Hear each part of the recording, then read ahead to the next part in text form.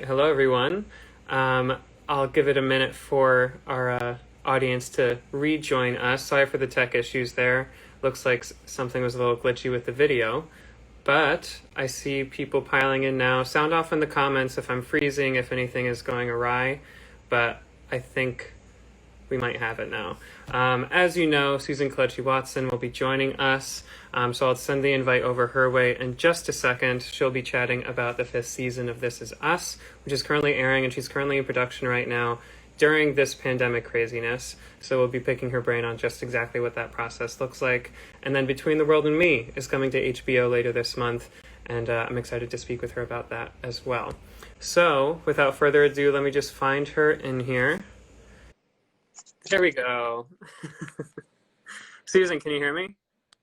I can. Right. Hi. Hi there. I'm Ben Lindsay from Backstage. It's great to meet your acquaintance. Yeah. It's great to meet you too. How you doing? Uh, Look, Hanging in there. It's been a pretty crazy week, hasn't it?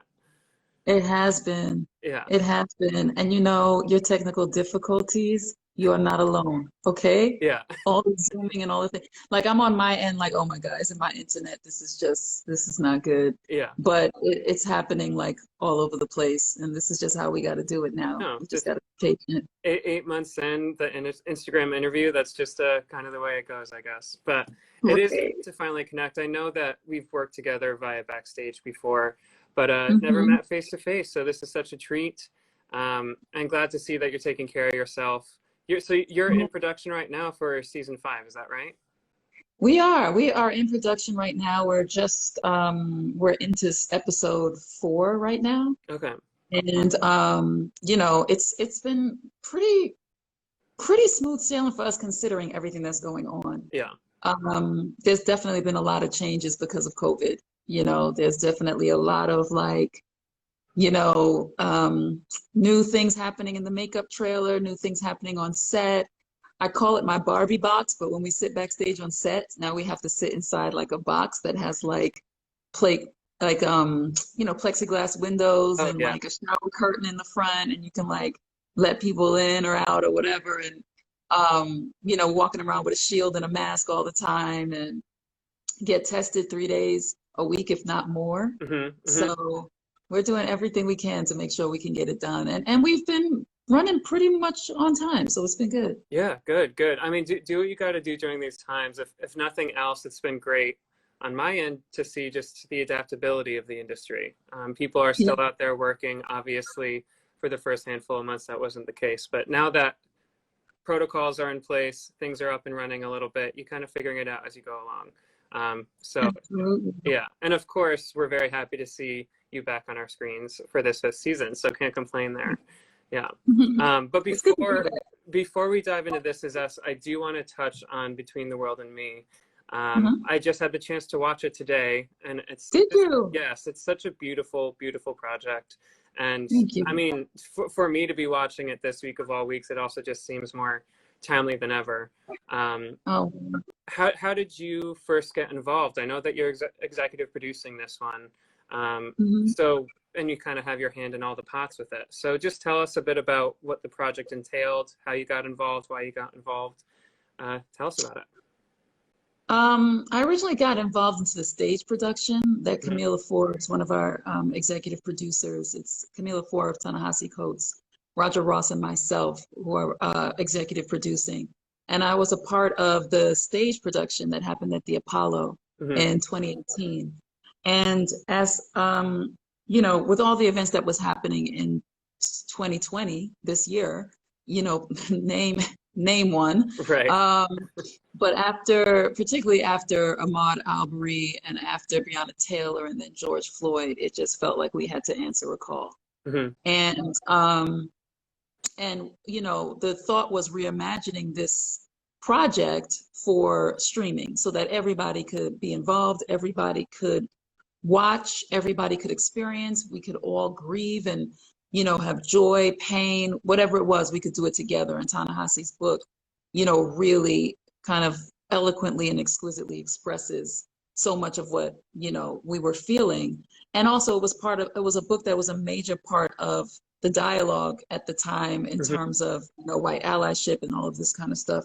So the goal was to, reimagine it in as like a narrative doc, Yeah. you know, and as a special event, you know what I mean? We wanted it to be a special moment where people come together and kind of take this all in together.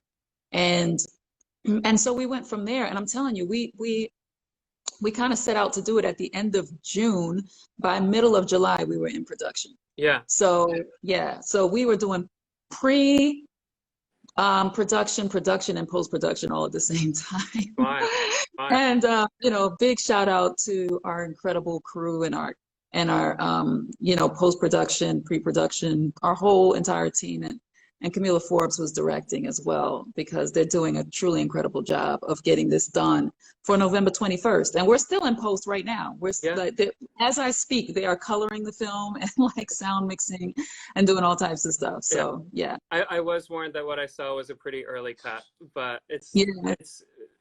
just devastatingly impactful. It was such a beautiful project, and obviously, having been familiar with the source material prior to this, it just feels like even more timely this year than it did when the memoir first came out. Yeah, and it's so funny because when he first did it, it was after Eric Gardner. Mhm. You know what I mean? And this was like 2015, and Trayvon had just happened and all of this, and so for obviously a book takes time to come out, but for everything that has happened this year and for us to be able to do this in the same year, we really wanted to continue the conversation and really sit in this. This is time for change, and if now is the time. Yeah. For there's no more putting it off. It has to happen now. And I imagine that when it came to fleshing out this cast, which, I mean, I'd be remiss not to mention that this is just the most stacked cast I've ever seen. But I imagine that all of them being Black performers, all of them being Americans, this is a personal project. You can't help but make it personal and powerful in that way. What was that dialogue like between you and the performers when kind of getting their involvement in the first place? People were really excited about coming on, and that was not the hard part. It wasn't getting people to join us. So I'm really grateful to the cast. A lot of the cast had already done it on stage. So you had Angela Bassett, who had previously done it on stage, Pauletta Washington, Black Thought, who does an incredible, piece for us in this film, new music with him and Lettucey. She did it for us on stage. Gregarious, I call him Gregarious, but G. Alvarez Reed did it with us on stage. Michelle Wilson. There's a lot of people who, had previously done it. And then there were people that we reached out to, Mahershala Ali, among them, and Oprah Winfrey, incredibly wanted to be, was gracious enough to be a part of the project, and all of these people, their hearts are in this. Their hearts are in this piece. That they wanted to say something as well, and they have been saying stuff. You have people like Kendrick Sampson, who is also an activist. Yara Shadidi, who's an activist. Angela Davis, activist. You know what I mean? So these are people who this is a part of their daily dialogue, and they wanted to extend that and be a part of this. So, we were really blessed to be able to get everybody that we did. Absolutely, absolutely. Well, I can't wait for the world to see it. It's November 21st on HBO. And HBO Max. HBO Max, yes. Mm-hmm. Was producing always something that was kind of on your bucket list as a creator? How did that come about? I mean, we're speaking to a lot of actors right now, right? Yeah. Making my own material was always the goal. Mm. You know what I mean? And so, for artists out there right now, and I know it's crazy. I mean, I wanted to talk to the people who are on this and see what it's like, in the theater world right now and all that stuff. I know it's like bananas. It's bananas for actors most of the time, right? Let's be real. But like particularly now, but I was always sort of seeking to create a way, you know what I mean? Like at some point to create my own material, to work for myself, to cast myself, to not be waiting for the casting call. I know I got the part, you know what I'm saying? So like, but that's something that I always wanted to do. So now it became the time, and in an odd way, sort of the least opportune time came the most opportune time for me.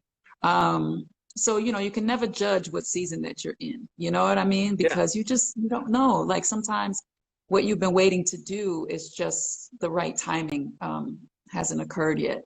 And so, it's a lot of fun for me. I love it. I love behind the scenes. I absolutely love it. And being in front of the camera is great too. I got a chance to act in Between the World and Me as well. So it was great to be able to do both, and also to be able to creatively have input on how it's put together, on how we want to do it, what exactly we want to do. And that has been the goal. And I'm going to continue, to take that path. Yeah, absolutely. And I mean, your training is, of course, in the performing arts, and you are known for your on-camera work. Do you hope to continue that? And what kind of stories do you hope to be telling behind the camera at this point? I love New York stories. I love stories about New York. I love stories about the Black experience. I love stories about, the, heroes, you know what I mean? Like people who are kind of low-key heroes, like that you wouldn't even expect this person to be maybe the protagonist, but they are. I kind of like the unexpected like that. I'm interested in like the film noir. I'm interested in like, comedy. Comedy is huge for me, right now. That's another project that I'm working on. But it's fun because it's like, it is kind of all the stuff that interests you. So you get like a chance to sit and be like, yo, what do I like? You know what I'm saying? Like, what do I want to see? Rather than like, what box do I fit into? Because I find I don't really fit into boxes well. You know what I'm saying? Like I just always banging my head against the top. I always kind of want to get out. So, I kind of I like to explore and keep exploring. Sure. And you've got to, not to make an assumption, and correct me if I'm wrong, but you've got to in part credit your experience on This Is Us to have that ability to be doing today. Yeah, absolutely. Man, it's the most generous set to like learn. You know what I mean? Like they are so generous with letting me learn. Like I'm gonna, have an opportunity. I have an opportunity to direct on the show. I have an opportunity, to do a lot of the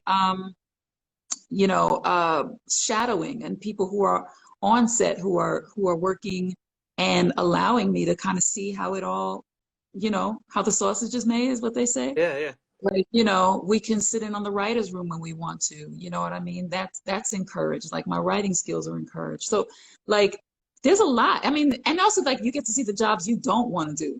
You know what I'm saying? like, oh no, that's not for me.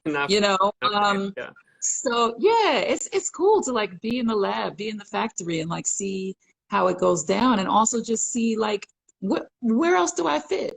Like acting is fabulous. Like if all you want to do is act, that's fabulous. But then, when you get an opportunity to see, oh, maybe there is a space for me behind the scenes as well. I mean, that is equally as cool.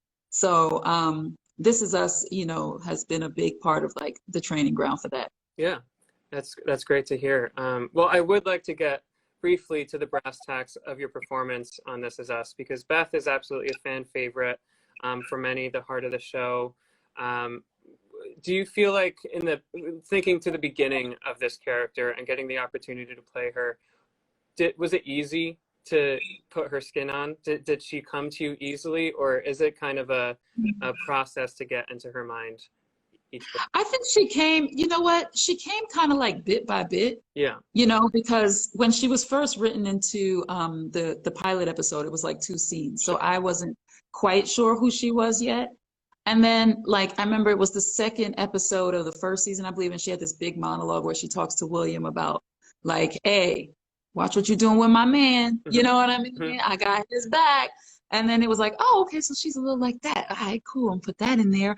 And then you find out like a little bit more as you go. And then you know, I listen to folks a lot. Like as an actor, you know, we all know we observe a lot. Hmm. And so I have always taken like what other women have said to me about what it's like to be a wife, what it's like to be a mother, what it's like to be working, and what all those things um, equate to, you know, in terms of like, does that make you a whole person, or like do you have to kind of be your own person as well? So there's always been this part of me that's like always trying to make Beth like her own person Hmm. as well. Not, you know, she's not the wife, period, the mother, period. It's like, you know, she's a woman first. She's a whole human being first. She has thoughts, feelings, dreams, all for herself, regardless of them. Yeah. And then she's a mom. Then she's, you know, a dance teacher, and then she's a wife, and you know, so that there's a full experience, and so that also other women feel like they see something of themselves in her.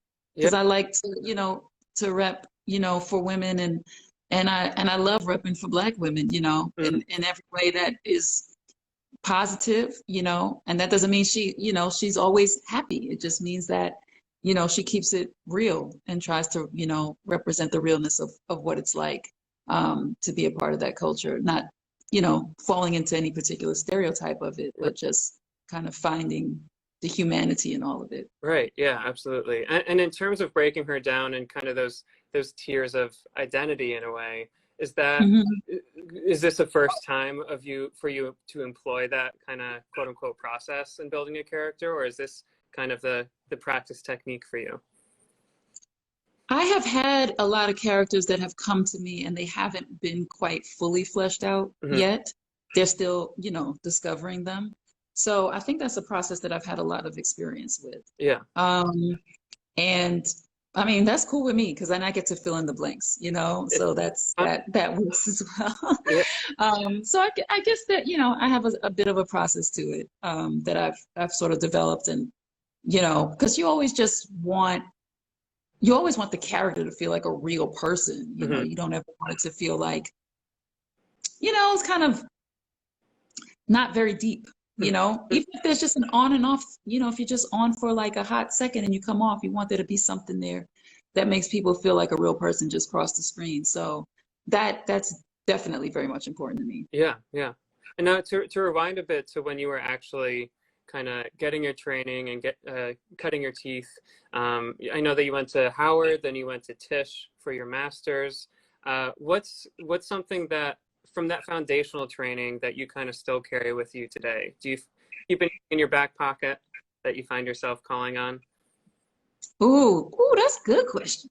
Um, you know what's so crazy? Just the other day, I was doing some voiceover work, and I was doing like what to do to die today in a minute or two to a thing There distinctly you go. hard to say. Yeah. You know, I was warming my tongue up. Yeah. Like I was in the vocal booth and I said, "Can I get a minute?"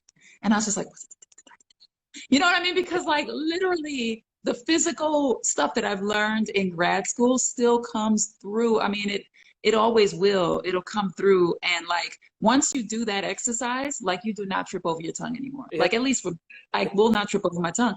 So like I was warming myself up. I was beating out my chest. Of course, I did it in the car. I wasn't trying to do all that in the studio.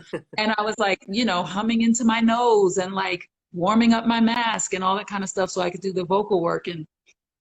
And then like for acting, you know, it's always about maintaining that level of just realness and nuance, always knowing like it's about nuance. Like people really watch those things. It's the smallest things, but anything that is caught on screen that reminds you of another human being, Mm-hmm. people don't even realize it, but they attach to it so much. It makes people like really hold on to that character because there's something they see that's like them or somebody they know.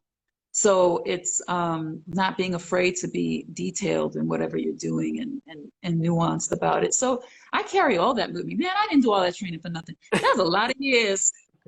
Yeah. A lot of years, a lot of money. I'm gonna remember all of that. Exactly. Exactly. Right.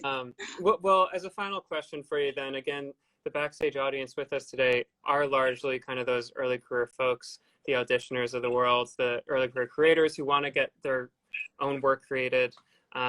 What advice would you give your younger self when you were first getting your start that you can now pass along to them? Okay, when I was younger, I feel like I was a little bit more like, I got it. I know. You know what I Yeah. mean? And yeah, I could have been a little less of that. I feel like there's a confidence to have. Um, and then I discovered pretty early on and pretty quickly. It's one of the reasons why I ended up going to NYU.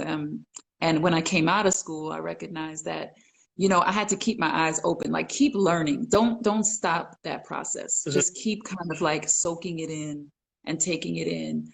And now, I had this when I was first graduating. I mean, I felt like, let's create our own stuff. I felt like that out the gate, you know what I mean? And this is the 2000s. So, like, now we're in a day and time where that's like the norm. Like, people are on YouTube and creating, but like, stay creating, because acting is a verb. And when you're not doing it, you feel like you're not practicing your craft, and you feel like you're not an actor Yeah. when you're not doing it, because inherent in it is the action of doing it, so just keep like doing it, and finding ways to do it, and collaborating with people whose work that you love. And especially at a time like this, I know it's just, can be difficult. But we've all had like our periods of difficulty, just so that people know. Like, I came up in a time where there was like a strike, there's like a whole writer strike. And like for 3 years, I did not work. You know what I mean? Yeah. Period. So there are difficult times, but you can make it through it. Yeah, actors are well suited to have a thick skin. It's the nature of the beast, I think. Right. We'll all get through this, certainly. Yeah, we will. Absolutely. I'm definitely believing in us, and I know that we will. Well, I'm glad to see that you're taking care of yourself. Glad to see you back on This Is Us for season 5. Thank you so much for sitting with me this evening. It's been great to get to know you a little bit. You too. Great to see Yeah, you. yeah. And Well, thanks everybody who came out. yeah, thanks for tuning in, everyone, and we will see you next time. Bye bye. Bye.